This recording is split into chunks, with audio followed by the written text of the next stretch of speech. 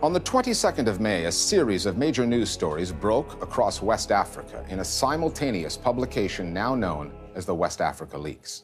Journalists from 11 countries had poured over gigabytes of data, nearly 30 million leaked documents on tax havens and the secretive offshore companies of the rich and powerful.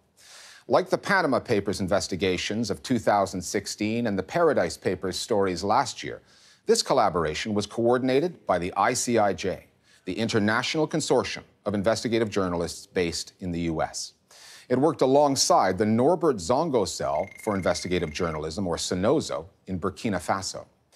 We've reported on the ICIJ's work before, and we've been tracking these particular investigations since February, when the journalists involved first met to lay the groundwork. What sets the West Africa Leaks apart from other ICIJ collaborations is the media landscape, the conditions in which the journalists work. Taking on powerful individuals, institutions, and a global financial system that's secretive by design is difficult for any reporter.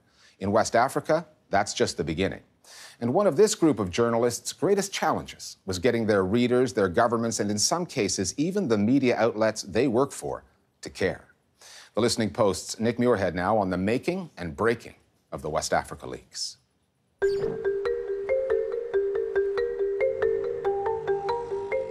West Africa Leaks is the largest ever collaboration of investigative reporters from across West Africa. The region matters, and yet the region seems to be badly underreported. Quand on m'a parlé d'investiguer avec d'autres confrères de différents pays sur des sujets qui sont propres à l'Afrique de l'Ouest, j'ai tout de suite dit oui. We have 13 journalists exploring nearly 30 million offshore financial records. Le sujet sur lequel moi je travaille, c'est pas un sujet qu'on aurait pu faire sans avoir accès à ces documents. Why is someone who has nothing, no experience, no training in mining, why is she the director for a mining company? This is a man who is championing the cause of the poor, but makes deliberate efforts to deny Ghana legitimate tax from Ghana's own oil. What we've seen with global media collaborations, not only is it the more the merrier, but the more the punchier.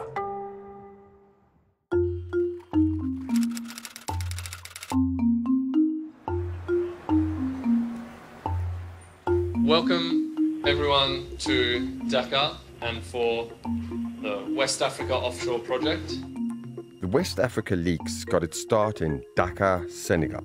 We're going to find a much more interesting name for this project over the next 2 days than West Africa Project, I'm sure. In a 2-day workshop organized by the ICIJ and CENOZO, journalists were given access to a compilation of data from 6 major leaks held by the ICIJ. I'm just going to go through the main databases and share with you some useful search tools or tips that I've found in the past. The purpose of the workshop was not only to introduce the journalists to the data, but also to help them start reading between the lines. You don't go offshore and write in an email that you want to evade taxes. Lawyers and potential crooks are a lot more sophisticated than that, and therefore understanding how to read the signs and how to interpret the red flags in offshore documents is crucial.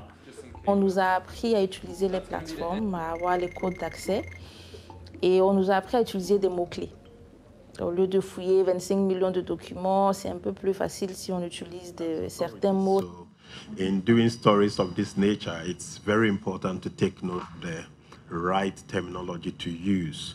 It's not for you, the journalist, to say somebody has evaded tax. That's the duty of the tax authorities. So. Chez moi, au Togo, on dit celui qui n'est jamais sorti pense toujours que c'est sa maman qui a la meilleure sauce, qui fait la meilleure sauce. Et donc, lorsque tu travailles dans ton cadre, dans ton milieu national, et que tu ne te frottes pas à des journalistes d'autres horizons, d'autres pays, parfois tu peux te niveler au rabais, c'est-à-dire que tu peux te comparer pas forcément aux meilleurs. C'est important de rencontrer d'autres journalistes pour pouvoir donner la meilleure histoire. Et donc, ça crée une sorte de compétition saine et ça élève le niveau des productions. This is an address he gave in Nigeria. It's not necessarily a true address or an accurate address of where he lived. It's also good to do a lot of legwork Yeah. By doing a lot of legwork, you can easily confirm if the person actually lived there. Or... Data alone doesn't tell a story. You need to investigate what the data presents to you. That's the harder part of the work. But fortunately, I did find some documents, and I started building hypotheses, and the documents started answering the questions. We're coming to the end of the first editorial meeting held here in Dakar. The journalists behind me have been given access to 6 ICIJ projects, all relating to the murky world of offshore finance. Primed for the investigation, it's time to head home and begin digging through the data and hopefully start connecting the dots. The West Africa Leaks is the ICIJ's 7th major media collaboration investigating offshore finance. There can, of course, be legal, legitimate reasons for an individual or a company to keep assets offshore. Over the past few years, however, the Consortium has broken multiple stories documenting serious abuse of the system. There are good reasons why the ICIJ chose to focus on West Africa for its latest investigative collaboration. First, the economics. According to the UN, more than $16 billion a year is moved offshore from West Africa illegally, which amounts to more than the GDP of 6 of its poorest countries combined. Second, governance. Authorities here either lack the ability or the will to stop money from being stashed offshore where it can't be taxed. And as the investigations reveal, politicians are often the worst culprits. And then you have the media. News organizations that aren't state-run are typically owned by those in power or those close to them. So coverage all too often veers away from holding the elite to account, which is why it didn't take long for these journalists to start finding some newsworthy stories. In Niger, the second largest and the second poorest country in West Africa, Musa Aska, editor of the L'Evénement newspaper, is investigating a government-funded project worth around $30 million. In 2009, a contract to build a modern refrigerated slaughterhouse was awarded to an obscure Australian company registered offshore with links to the Nigerian Minister of Livestock, Yahya Barrer. In the data, Aska found that money was paid to the Australian firm, but a large amount of it went missing. The new facility was meant to boost Niger's meat industry, but when he went to the site of the slaughterhouse, nearly a decade on, he found that it had not been built. Voilà le spectacle désolant, voilà vraiment le fiasco de ce abattoir que j'appelle un abattoir fantôme.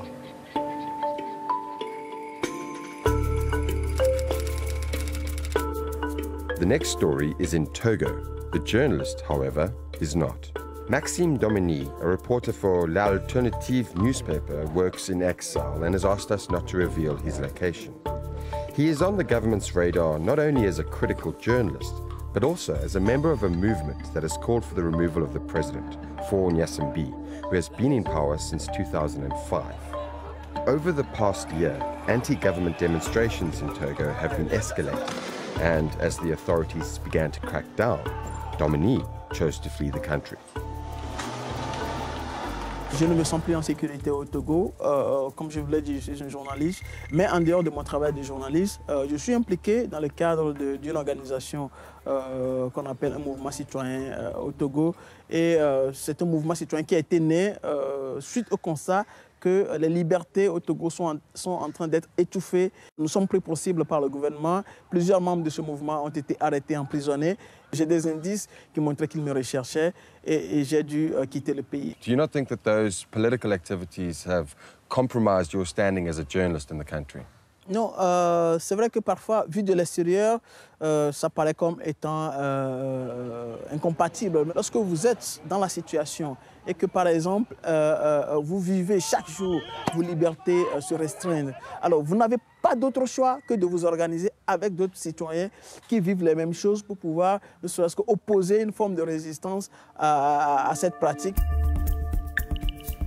Dominy's investigation focuses on the financial dealings of Patrice Yao Kanakatua, a businessman with close ties to Togo's ruling family.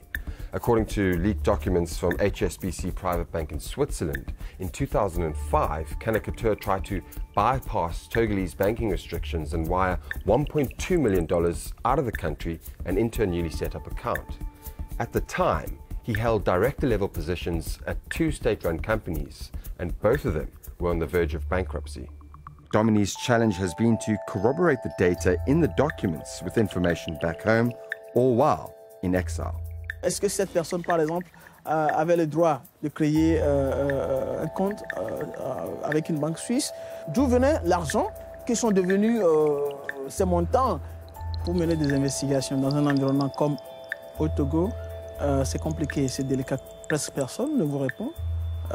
Maintenant, le faire en dehors du Togo devient davantage compliqué.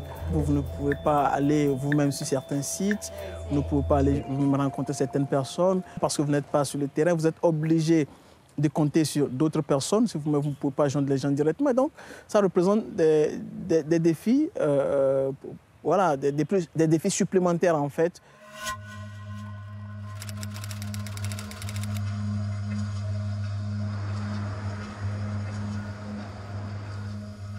Emmanuel Dogbevi is the managing editor of Ghana Business News, an online publication. He is investigating a former Ghanaian ambassador to the United States, Kwame Bawuah-Edusei, who on his foundation's website is described as a philanthropist and a humanitarian. Looking through documents leaked to the ICIJ from the Bermuda-based law firm Appleby, Dogbevi discovered that Bawuah-Edusei used a spiderweb of offshore companies to hide from Ghanaian tax authorities his share of a $305 million oil deal. That should worry everyone that a diplomat who should know better and conduct himself in the most ethical way registers offshore companies so he would more or less maximize his profit and lessen his tax burdens. And contrary to the Vienna Convention that guides the conduct of diplomats on duty, he engaged in business activities and more seriously in offshore business while he was still ambassador. There is a clear conflict of interest and abuse of office in this matter. I've been to the Ministry of Foreign Affairs. They haven't responded to my questions, and that's very typical of Ghanaian politicians. They ignore you when you have very serious and important questions to ask. They would not respond. If they respond at all, they will respond after the facts. All right, so how did that go? But they simply didn't respond to the queries. And I only wanted simple questions, general responses as to what the ministry would do normally under circumstances of that nature, but they didn't respond. There seems to be a pattern of behavior here where government institutions or business leaders don't feel the need to respond to journalists. Why do you think that is? I think it's simply impunity. I definitely did everything. Emails, phone calls, hand-delivered letter. I gave them all the opportunity in the world within over a month to answer the questions, and they haven't. I've done my part.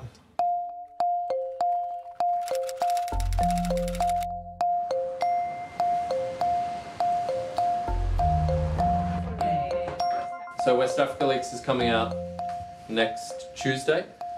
It's really spending a lot of time at the moment helping our partners get over the line.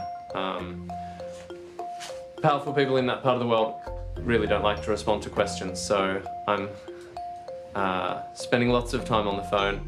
Excellent. I'm going to run and keep calling. Okay, people, go ahead.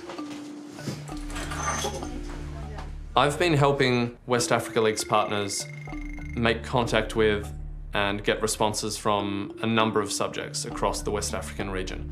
I should say that this really is a two-prong approach. That is, the journalist in country will always try on their own end to make contact with that person about whom they're writing a story. But as we've found in a number of cases, that local journalist is seen as beneath the standing of an important person or a politician in that country to respond to. So what I try and do then is call from a US number, and it's surprisingly effective. Hello? Yes, good afternoon. Is this Ms. Bright Parker? Hello. Yes, who's speaking? Hello, Ms. Bright Parker. My name's Will Fitzgibbon. Hello? According to the documents we have from Panama Papers, you were listed as a shareholder of Greater Putu Foundation Limited, a company in the Seychelles. If you put something that's not true, I will have the right to sue you, because I don't know what you're talking about.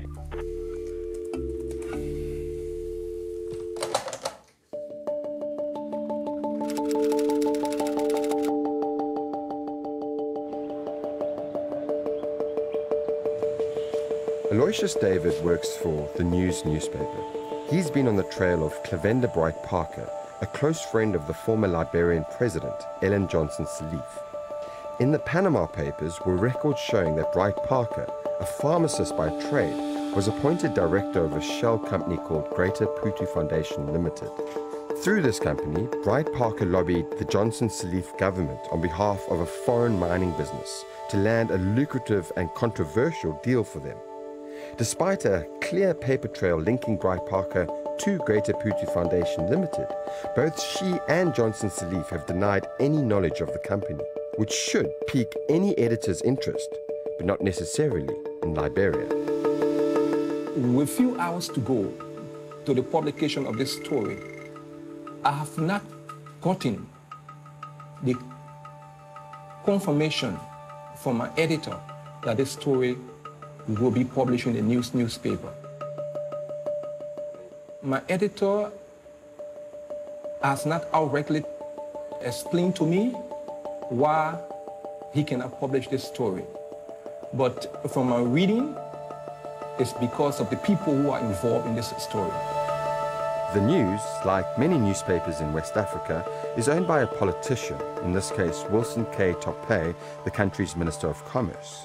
The paper is widely seen as taking an editorially soft approach to the current government, and by the look of things, to the friends of former governments as well. We dropped Aloysius off at the News newspaper about 5 hours ago. Now we're just waiting on his call to find out whether or not his editor's going to publish the story.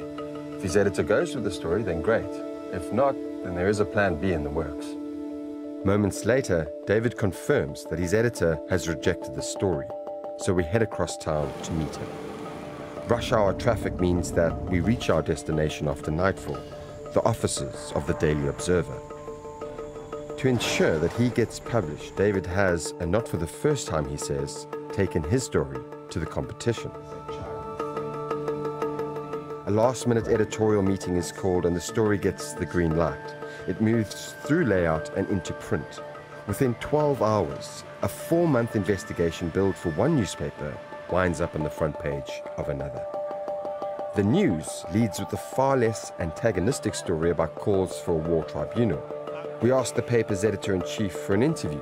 He agrees to speak with us. However, when we arrive at the newsroom, he has left the building and won't take our calls.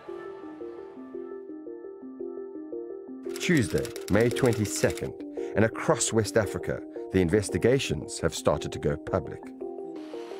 In Togo, Maxime Domini's story about the dealings of businessman Patrice Yaou Kanakatua is on the front page of L'Alternative. It gets picked up by Togolese radio. However, supporters of the government presumably circulate on social media a fake front page of L'Alternative, calling the paper's editor-in-chief a thief. In Niger, Moussa Askar's investigation into what he calls the Phantom Slaughterhouse makes national news. In Liberia, the Daily Observer leads with Aloysius David's story into Clavenda Bright Parker. However, literacy rates in the country are low. Radio is where most Liberians get their news, and for this story to hit home, it'll need to transition from print to broadcast. In the days after publication, this investigation, it seems, has failed to do that. It is the bank that helped clients break the law. Now HSBC's secrets are out. The political impact of past media collaborations coordinated by the ICIJ was almost immediate. The bank helped them hide their money from the public and often simply from tax authorities, including those in Germany. The Panama Papers investigation of 2016 made headlines across the globe.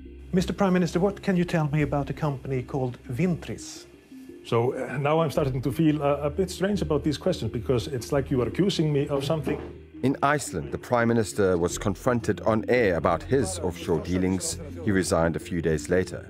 The founders of the law firm Mossack Fonseca were arrested, amongst others. Money has been reclaimed, and there was a healthy dose of public outrage in many countries.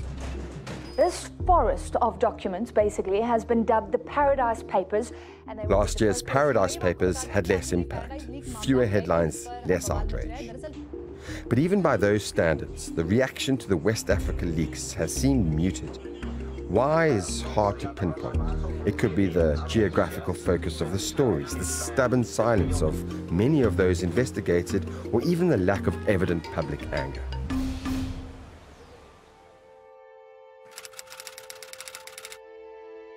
My question after West Africa leaks is, where is all that outrage? Where are those public demonstrations? What we do know is that it's not because the communities and the countries and the citizens don't care about these stories. All you have to do is speak to the reporters, go on Facebook to see that every single story from West Africa leaks was followed very closely and had really great local buy-in. Case in point, Burkina Faso, where journalist Sandrine Ouagadougou of L'Économiste du Faso reported on 2 leading businessmen and a possible case of tax evasion. On a épuisé nos stocks de journaux. C'est-à-dire que l'enquête a été ventilée, je suppose, dans tous les points de vente, et il y a eu plus de lecteurs de ce journal-là que souvent. Je pense que c'est plus les universitaires qui ont le plus consommé ce journal-là. Là, ça signifie qu'au niveau de la branche intellectuelle du pays, les choses sont en train de bouger et on s'intéresse un peu plus à tout ce qui est à flux financiers illicites, ce qui est une bonne chose. In Ghana, nearly a month after Emmanuel Dogbevi published his story, the Ministry of Foreign Affairs finally got back to him about his questions, with questions of its own. They wrote to ask me to tell them specific cases I was investigating. There was no need to tell them what or who I was investigating. I just wanted to know clearly what the general rules were for the conduct of diplomats on duty. For me, it shows a dereliction of duty. It shows a lack of understanding of the role of journalists, and they are running away from being held accountable. The ministry disagrees with Dogbevi. In a statement to us, it said that due to his, quote, failure to disclose vital information, it was unable to put the matter into context and therefore could not provide any additional information.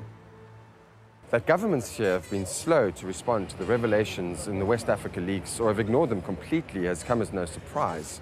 What's been more concerning has been the lack of response from other news outlets in the region. One would expect stories of high-level corruption and financial irregularities to top the news agenda. However, the subjects of these investigations are the very people who, in large part, control what gets reported in West Africa and what does not. Clearly, there's some political pressures. There's journalists that are pressed not to publish certain kind of things. And we can understand that we're working in that environment, so we can never tell which of all the variables had more effect on the impact or the lack of republishing. I remember one example from Ivory Coast where the day after the publication of a really strong West Africa leak story into the undeclared offshore company of a very senior Côte d'Ivoire politician, a newspaper associated with the political party of that politician the next day carried a headline that said something along the lines of troublemaking journalists just out to settle a score. So to my mind, the fact that we haven't seen a global or even regional outcry from West Africa leaks is not indicative in and of itself of the quality, but rather of significant work that remains in terms of free press and in terms of investigative journalism. What no one can take away from the West Africa leaks is the fact that it's historic. It's the first time you have this number of journalists within the sub-region collaborating and working together on a project, which itself adds to the value of the work we do as journalists. And we hope that in the long term, that collaboration will serve as inspiration for other African journalists. Le concept de flux financier illicite est nouveau au niveau de l'Afrique de l'Ouest. On est d'abord en train de, justement, nous-mêmes journalistes, de se former pour pouvoir parler de ces questions-là. Le premier objectif qu'on visait au niveau du West Africa League, ça a été atteint parce qu'il y a des journalistes maintenant qui sont formés sur la question et qui vont suivre justement tout ce qui est en rapport avec les flux financiers illicites. Donc, je crois que même si elle était limitée, c'est une première pierre que l'on a posée à l'édifice. Et on est sûr que de plus en plus, il y aura de journalistes qui vont être attirés sur la question.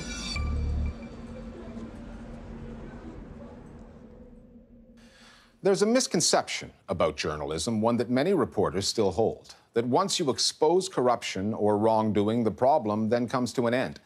But that's not always the case. Journalism is just one step on the road to accountability. And unless civil society gets behind the story, the political will to take action will not be there. Journalists, in short, cannot do it alone. You've been watching a special edition of our program on the West Africa leaks. We'll see you next time here at The Listening Post.